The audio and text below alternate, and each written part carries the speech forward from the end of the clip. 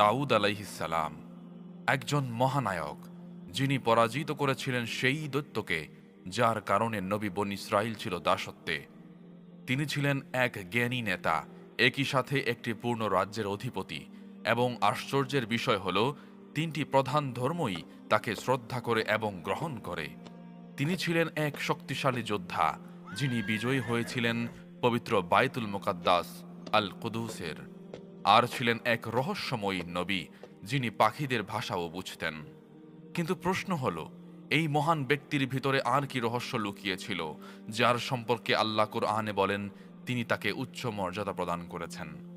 কুরআনের পাতায় রয়েছে একটি ঐশী কিতাবের নাম জাবুর, চারটি প্রধান আসমানি কিতাবের অন্যতম।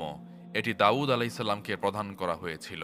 তবে এই কিতাবের সাথে জড়িত আছে কিছু অজানা ঘটনা, বিশেষ করে কিছু বানরের ভয়ানক পরিণতি, যারা আল্লাহর আদেশ অমান্য করেছিল এবং শাস্তিস্বরূপ রূপান্তরিত হয়েছিল। কিভাবে একজন সাধারণ রাখাল ছেলে বদলে গেলেন একজন ঐশী নেতাতে? এই পরিবর্তনের পথে ছিল একের পর এক বিস্ময়।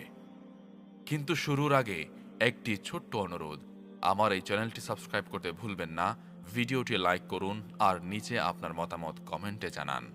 আপনাদের ভালোবাসা আর সমর্থনেই আমার এই যাত্রা, তাই প্রস্তুত থাকুন। চলুন শুরু করি।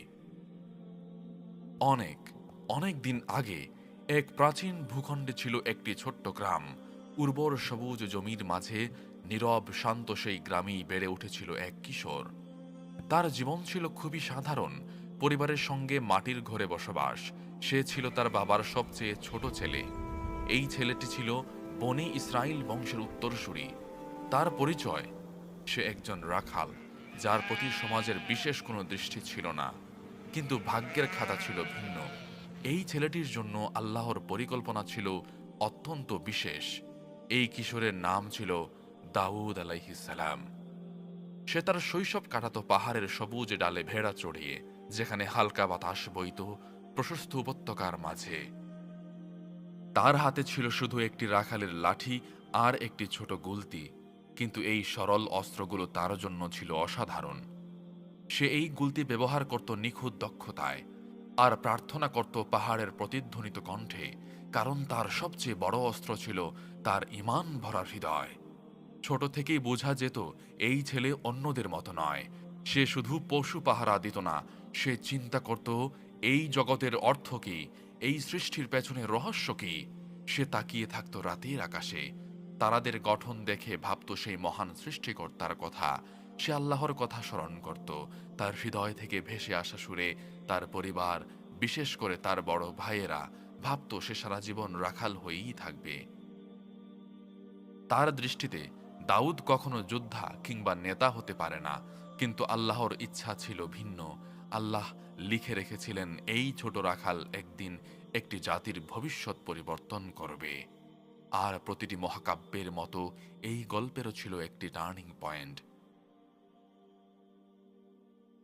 এক বিশাল বিপদের সামনে আসতে চলছে সেই ছোট রাখাল। ইতিহাসের এক মহান মুহূর্তে অপেক্ষা করছিল, যেখানে মুখোমুখি হবে এক তরুণ রাখাল বনাম এক দৈত্য যোদ্ধা। সে দৈত্য আর কেউ নয়, সে ছিল গলিয়াত বা জালুত। সে সময় গলিয়াত ছিল আমালেকা গোত্রের রক্তপিপাসু শাসক, যারা বসবাস করত মিশর ও শামের মাঝামাঝি।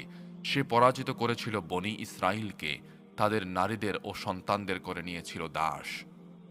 আর যে বস্তু বনী ইসরাইলের হৃদয়ে সবচেয়ে প্রিয় ছিল, যা ছিল মুসা আলাইহিসসালামের সময় থেকে রক্ষিত, পবিত্র সেই তাবুত, জালুত তা দখল করে অবমাননার সাথে ফেলে দেয়া নোংরায়। কুরআনে এই পবিত্র বক্সটিকে বলা হয়েছে তাবুত। ইহুদি বা খ্রিস্টানরা একে চেনে আর্ক অব দ্য কভিনান্ট নামে। বনী ইসরাইল ছিল ভীষণ ব্যথিত। তারা হারিয়েছিল তাবুত, আর সেই ব্যথা যেন তাদের অন্তর ছিঁড়ে ফেলেছিল। তাদের একটাই আকাঙ্ক্ষা, আল্লাহর পবিত্র তাবুত পুনরুদ্ধার করা। এই সময়ই শুরু হয় দাউদ আলাইহিসসালামের বীরত্বের সত্য ইতিহাস। এক সময় বনী ইসরায়েলের মধ্যে ছিলেন এক নবী, যার নাম ছিল সামুয়েল রহমতুল্লাহি আলাইহি। জনগণ তার কাছে অনুরোধ করেছিল, আমাদের জন্য এমন একজন রাজা নিযুক্ত করুন, যিনি আমাদের